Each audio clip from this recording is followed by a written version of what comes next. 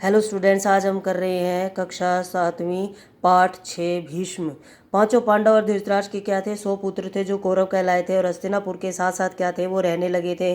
तो खेल कूद और मजाक वो क्या थे साथ करते थे, लेकिन शरीर बल से क्या थे, पांडव का पुत्र जो भीष्म था वो सबसे बलशाली था। खेलों में वह दुर्योधन और उसके भाइयों को क्या है खूब तंग करता था। तो उन्होंने क्या है, लेकिन खेल खेल में क्या है उनके मन में कोई बैर भावना नहीं थी, लेकिन बचपन में क्या थे ऐसा किया करते थे, बच्चे कर सकते हैं ऐसा कि फिर वो क्या कहते हैं कि दुर्योधन और उसके भाइयों के मन में क्या थे, भीष्म के प्रति क्या थे, भीम के प्रति द्वेष भावना बढ़ गई थी। तो उधर क्या है कि सभी बच्चे क्या है कृपाचार्य से क्या करते थे, अस्त्र शस्त्र की विद्या सीखते थे। तो उन्होंने क्या है पांडव कौरव से भी आगे क्या है रहते थे। तो उसमें कौरव क्या है और उनसे रीझने लगे थे, और जो दुर्योधन थे उनको पांडव का हर प्रकार से क्या है नीचा दिखाने का प्रयास करते थे। तो वो भीष्म से भी क्या है उसकी जरा भी नहीं बनती थी। तो एक बार सब कौरवों ने आपस में सलाह किया कि उनको क्या है भीष्म को गंगा के क्या है उसमें हम क्या कर देते हैं, उसको डुबोकर मार देते हैं। उसके मरने पर क्या होगा, युधिष्ठिर और दुर्योधन आदि को क्या है हम बंदी बना लेंगे। और जो दुर्योधन ने सोचा कि ऐसा करने से हम क्या है सारा राज्य अपने आप अपने अधिकार में ले लेंगे। तो एक दिन दुर्योधन ने क्या है घूम घाम के जल क्रीड़ा की, खेल पानी में खेलने लगे वो। तो और पांचों पांडव क्या है उसके लिए क्या है न्योता लेके गए कि बड़ी देर तक खेलेंगे, और तैरने के बाद क्या है सबने भोजन किया और अपने अपने डेरों में जाकर सो गए। दुर्योधन ने क्या है छल से भीम के भोजन में क्या किया, विष मिला दिया। तो सब लोग क्या है खूब खेल तैरते थे, तो बाकी वो क्या हो गए थे, थक हार कर सो गए थे। तो भीष्म ने क्या है विष के कारण गहरा नशा हो गया था, तो वह डेरे पर भी नहीं पहुंच पाया। तो और नशे में चूर होकर गंगा नदी थी उसके किनारे रेत में ही गिर गया। उसकी हालत दुर्योधन ने क्या है लताओं से उसके हाथ पैर बांध दिए बेल से, और उसे गंगा में बहा दिया। बेलों से जकड़ा हुआ भीष्म का शरीर क्या हो गया था, धारा में बहता हुआ दूर निकल गया। इधर दुर्योधन मन ही मन यह खुश हो रहा था कि भीष्म का तो काम ही तमाम हो गया है।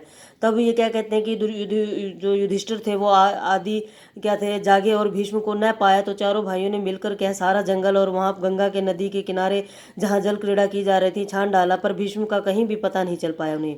अंत में वो क्या है निराश हुए और दुखी हो हृदय से वह क्या है अपने महल लौट आए। तो इतने में ही क्या देखते हैं कि भीष्म झूमता झामता हुआ क्या है चला आ रहा है अपनी मौज मस्ती में।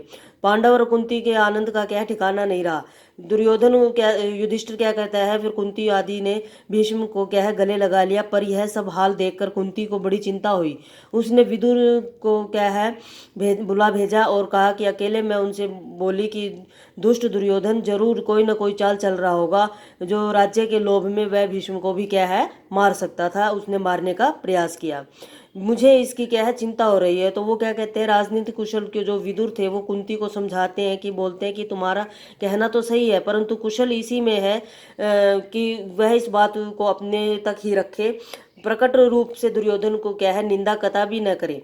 मतलब उसको ये ना पता चले कि ये काम क्या है दुर्योधन ने किया है, नहीं तो इससे क्या है उसका द्वेष क्या हो जाएगा और बढ़ जाएगी, उसके अंदर की जो भावना है बैर भावना वो और बढ़ जाएगा। इस घटना से भीष्म क्या है बहुत उत्तेजित हो गया। उससे समझते हुए क्या है युधिष्ठिर ने क्या कहा था, भाई भीम अभी समय नहीं आया है, तुम अपने आप को क्या है संभाल लो। तो वो क्या है जो पांचों भाइयों ने क्या किया, यही कहना था कि किसी प्रकार एक दूसरे की रक्षा करते हुए हमें बचे। और भीष्म के वापस आने पर दुर्योधन को बड़ा आश्चर्य हुआ, उसका हृदय क्या हो गया और जलने लगा कि ये कैसे बच गया, कि मैंने तो इसके मारने का क्या है बहुत ही प्रयास किया था और पूरा प्रयास मेरा सफल क्यों नहीं हुआ। तो बेटा अगर मेरा चैनल आपको अच्छा लगे तो लाइक करें, सब्सक्राइब करें। Thank you.